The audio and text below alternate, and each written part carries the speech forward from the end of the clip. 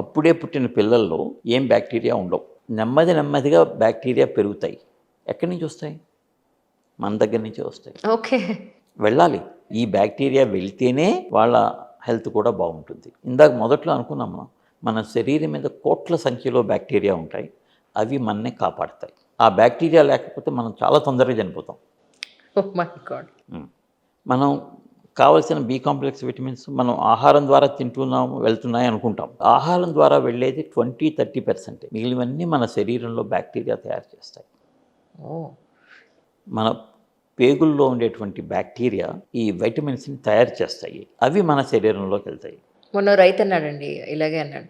అమ్మ వానపాములు చేస్తాయి వ్యవసాయం, మట్టిని చక్కగా దున్నుతాయి. మేం కాదమ్మా చేసేది. అవును, మేం చేయాల్సిందల్లా వానపాములను కాపాడడమే. అంతే, కరెక్ట్. అలానే ఇప్పుడు ఆవులు గేదెల్లో కూడా అవి తిన్న గడ్డిని జీర్ణించేది అవి కావు. ఆవు జీర్ణం చేసుకోలేదు. పొట్టలో ఆ! అరల పొట్ట అంటాం. హుహు. 4-5 అరలు ఉంటాయమ్మ. ఆహారం ఒక అరలోంచి ఇంకో అరలోకి అలాగా వెళ్తూ ఉంటుంది. ఆ అరలో బ్యాక్టీరియా ఉంటాయి. ఆ బ్యాక్టీరియా ఈ గడ్డిని డైజెస్ట్ చేస్తాయి. హుహుహు. తద్వారా డైజెస్ట్ అయినటువంటి మెటీరియల్ పొట్టలోంచి ఇంటెస్టైన్స్లోంచి అబ్జార్బ్ అవుతుంది. ఆ బ్యాక్టీరియా లేకపోతే ఆవులు గడ్డిని డైజెస్ట్ చేసుకోలేవు. సో ఈ డైజెషన్ జరిగేది బ్యాక్టీరియానే. మనం అంతా అనుకుంటాం మనం ఏదో చేస్తున్నాం అనుకుంటాం, కానీ మనకంటే చాలా తెలివైనవి బ్యాక్టీరియా. ట్రూ. అండ్ అవి లేకపోతే మనం జీవించలేం ఈ భూమి మీద. సో చిగురు ఈఎన్టీ కిందకొస్తుందా సార్? డెంటల్ వాళ్ళకెళ్తుందా? వాళ్ళకి సార్ టాన్సిల్స్ ఇప్పుడు ఒకానొకప్పుడైతే ఒక 20 ఏళ్ల క్రితం చాలా ఎక్కువ చూసేవాళ్ళం. ఇప్పుడు కొంత పర్సెంటేజ్ వైజ్ తగ్గిందంటారా? లేదండి, ఏం తగ్గలేదు. అవునా? అలానే చూస్తున్నాం. ఇప్పుడు కూడా ఇంకా పెరిగిందని చెప్పుకోవచ్చు. ఎందువల్ల అంటారు సార్ కారణం? ఒకటి ఎలర్జీ కారణం అమ్మ. ఎలర్జీ ఎందుకు వస్తుంది అంటే, ఇంకా మళ్ళీ ఆ మూలానికి వెళ్తే కొద్దిగా అగైన్ షాకింగ్గా అనిపిస్తుంది.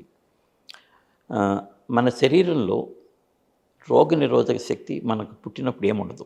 1 ఇయర్ తర్వాత 1 ఇయర్కి అది డెవలప్ అవుతూ ఉంటుంది. ఒకప్పుడు లేదా మేము పిల్లలుగా ఉన్నప్పుడు నేల మీదే పాకాము, ఏదైనా కనిపిస్తే అది తీసి నోట్లో పెట్టుకున్నాం, బ్యాక్టీరియా వెళ్ళినాయి. సో 4వ రోజుకో 5వ రోజుకో మోషన్స్ రావడం, డాక్టర్ దగ్గర తీసుకెళ్ళడం, మందులు వేయడం, అవన్నీ జరిగినాయి. అంచేత ఈ ప్రక్రియలో శరీరంలో రోగనిరోధక శక్తి డెవలప్ అవుతుంది. మరి శరీరంలో రోగనిరోధక శక్తికి సంబంధించిన కొన్ని కణాలు ఉంటాయి. ఇన్ఫెక్షన్ వచ్చినప్పుడు ఈ కణాలు ఆ బ్యాక్టీరియాను తీసుకుని వాటిని స్టడీ చేసి ఆ బ్యాక్టీరియాను చంపడానికి ఎలాంటి మందు విరుగుడు తయారు చేయాలనేది గ్రహించి దాన్ని ఒక రబ్బర్ స్టాంప్ అలాగా తయారు చేసి పెట్టుకుంటాయి. హుహుహు. ఒక సెల్ అలా పెట్టుకుంటుంది. అలాగే ఇంకో ఇన్ఫెక్షన్ వచ్చింది, ఇంకొక సెల్ లైన్ రెడీ పెట్టుకుంటుంది. ఇలా జరుగుతూ ఉంటుంది. అయితే ఈ మొదటి 2 సంవత్సరాల వయసులో ఎటువంటి ఇన్ఫెక్షన్స్ రాకపోయినట్టయితే అప్పుడు ఈ రోగనిరోధక శక్తికి సంబంధించిన ఈ కణాలన్నీ కూడా ఖాళీగా ఉండక ఎలర్జీ కణాలుగా మారిపోతాయి. ఓకే. ఓకే. ఓకే. అంటే పిల్లల్లో ఎలర్జీ ఎక్కువగా చూస్తున్నాం ఇప్పుడు. కారణం ఏంటి అంటే, వారికి మొదటి 2 సంవత్సరాల వయసులో ఏ ఇన్ఫెక్షన్ రాకుండా చాలా జాగ్రత్తగా చూసుకోవడం వల్ల ఎలర్జీ అనేది వస్తుంది. సో మా పిల్లలకి ఏమీ రాలేదు అని అనడమే ప్రాబ్లమ్ అయితే. తప్పదు, రావాలి, ఏమో సార్, ఇన్ఫెక్షన్స్ రావాలి. యాజ్ ఏ మదర్ మా పిల్లలకి ఏ ఇన్ఫెక్షన్స్ రావండి అని చూడడంలో గర్వంగా అనిపిస్తూ ఉంటుంది. బట్ మీరేమో అంటే వాళ్ళు మట్టి నోట్లో పెట్టుకుంటుంటే వీళ్ళు చూడలేదు, గోడలో మట్టి ఉంటుంది వీళ్ళు చూడలేదు. సో అలా వదిలేస్తున్నారు కదా. వదిలేస్తేనే కరెక్ట్. పెరిగి పెద్దయి మేజర్గా ఇష్యూస్ ఏమి అవ్వమంటారా? అవ్వు. శరీరం రాటు తేలుతుంది, ఇమ్యూనిటీ డెవలప్ చేసుకుంటుంది శరీరం. ఇమ్యూనిటీ లేకపోతే ఇవన్నీ ఏ పని లేకపోయేసరికి చెత్త పనులన్నీ చేయడం మొదలు పెడతాయి. అదే ఎలర్జీ. ఎలర్జీ రావడానికి కారణం చిన్నతనంలో పాకే వయసులో, అంటే 2 సంవత్సరాల లోపు వయసులో ఎటువంటి ఇన్ఫెక్షన్స్ రాకుండా చూసుకున్నట్టయితే వాళ్ళకి ఎలర్జీ వస్తుంది. సో మీరు గమనించినట్టయితే మేము కూడా చూస్తుంటాం ప్రాక్టీస్లో, ఎఫ్లూయెంట్ సొసైటీ నుంచి వచ్చిన పిల్లల్లో ఎలర్జీ, టాన్సిల్స్, ఎడినాయిడ్స్ ఎక్కువ. ఓకే. ఓకే. మైగ్రెంట్ లేబర్ ఉంటారు, అంటే వాళ్ళకి ఇల్లు ఉండదు. ఒక అపార్ట్మెంట్ కన్స్ట్రక్షన్ జరుగుతుంది, ఏదో బ్రిడ్జి కన్స్ట్రక్షన్ జరుగుతుంది, అక్కడికి వస్తారు, చిన్న గిడ్స్ వేసుకుంటారు, లేదా టెంట్ కట్టుకుంటారు, 4 గోడలు కట్టుకుంటారు, అక్కడే ఉంటారు, ఫ్లోరింగ్ ఉండదు, పిల్లలు నేల మీదే తిరుగుతారు. వాళ్ళలో ఎడినాయిడ్స్, టాన్సిల్స్ మేము చూడలేదు ఇంతవరకు. సో కేర్ తీసుకున్న మాలాంటి వాళ్ళందరూ ఎందుకు పనికిరారు అంటున్నారు మీరు. తప్పకుండా. తప్పకుండా. అందులో ఎటువంటి డౌట్ లేదమ్మా. కేర్ ఎక్కువ తీసుకోకూడదు. మనం ప్రకృతికి ఎంత దగ్గరగా ఉంటే అంత మంచిది. ఇంకొక విషయం చెప్తాను. కరోనాతోటి చాలామంది బాధపడ్డారు కదా. చాలా. మైగ్రెంట్ లేబర్లో ఒక్కళ్ళు కూడా రాలేదు. ఎందుకంటే వాళ్ళ immunity is fully matured immunity. వాళ్ళలో అసలు మేము చూడలేదు.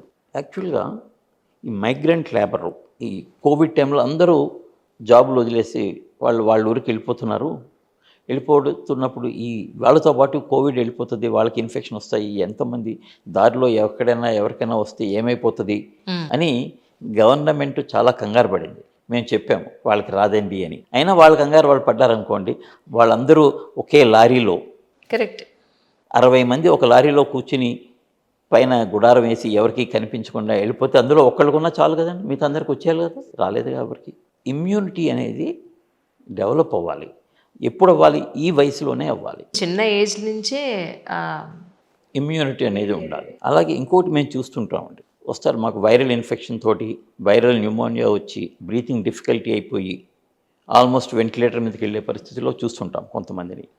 వాళ్ళలో హిస్టరీ అడుగుతాం, ఏంటంటే అందుకని దానికి ఎప్పుడు జలుబు రాదండి, 10 ఏళ్ళ నుంచి జలుబు రాలేదు, నాకైతే అస్తమానం వస్తుందండి వాళ్ళ ఆవిడ అంటుంది. ఆయనకి 10 ఏళ్ళ నుంచి జలుబు రాకపోవడమే ఇవాళ ఇంత పెద్దది రావడానికి కారణం, ఎక్కువ ఇన్ఫెక్షన్ రావడానికి కారణం.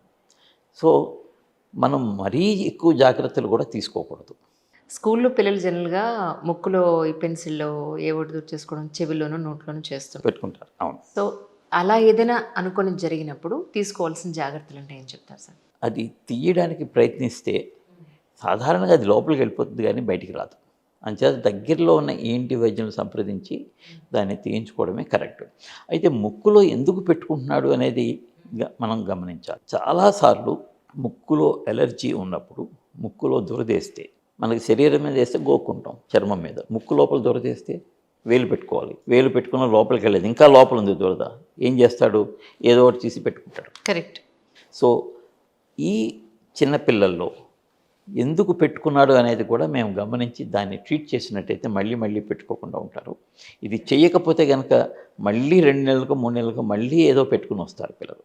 సో ముక్కు లోపల ఎలర్జీ ఉన్న వాళ్ళే ఈ విధంగా చేస్తూ ఉంటారు. అదే చెవిలో అయినా అదే నోట్లో అయినా సరే మనం డైరెక్ట్ చెవి లోపల కారణం ఏంటంటే సాధారణంగా చెవిలో ఫంగస్ ఉందనుకోండి, చెవిలో దురదేస్తుంది, సో ఏదో ఒకటి పెట్టుకోవడం జరుగుతుంది. అలాగే చెవిలో ఒక రకమైన సౌండ్స్, పేపర్ నలిపేసిన సౌండ్స్ కానీ గొయ్యమన్న సౌండ్లు కానీ రావడం ఎందుకు అంటారు అంటే, ఈ ప్రశ్న అడిగినప్పుడు ఈ పేషెంట్ వచ్చినప్పుడు మాకు డిప్రెషన్ వస్తుంది. అయ్యో నారాయణ, ఎందుకు దీనికి ట్రీట్మెంట్ లేదు మా దగ్గర. అసలు ఎందుకు వస్తుంది సార్ అది? ఎందుకు వస్తుందంటే చాలా కారణాలు ఉన్నాయమ్మా, చాలా కారణాలు ఉన్నాయి. ఇందాక మనం ఒకటి చెప్పుకున్నాం, కాల్షియం లోపం ఎముకల్లో వస్తే కూడా రావచ్చు. ప్రాబ్లం ఏంటంటే ఏ కారణం చేత వచ్చినా సరే ఒక్కసారి మొదలైనట్టయితే దానికి తగ్గించే మార్గం, మందులు అంతగా లేవు. 100కి 80 మందికి మేము తగ్గించలేకపోతాం, ఒక 20 మందికి మాత్రం తగ్గించగలుగుతాం. అయితే ఎందువల్ల వచ్చింది అనేది కనుక మనం ఐడెంటిఫై చేసి దాన్ని ట్రీట్ చేస్తే పెరగకుండా ఉంటుంది. కానీ వచ్చింది సాధారణంగా పోదు. ఈ టినిటస్ అంటాం దీన్ని. టినిటస్ అంటే లేని శబ్దం చెవిలో వినిపించడం. దీనికి ముఖ్యమైనటువంటి కారణం నరంలో వచ్చేటువంటి వీక్నెస్. మన శరీరంలో ఏ పార్ట్కైనా రిపేర్ జరగడం అనేది జరుగుతుంది, కానీ నరానికి మాత్రం లేదు.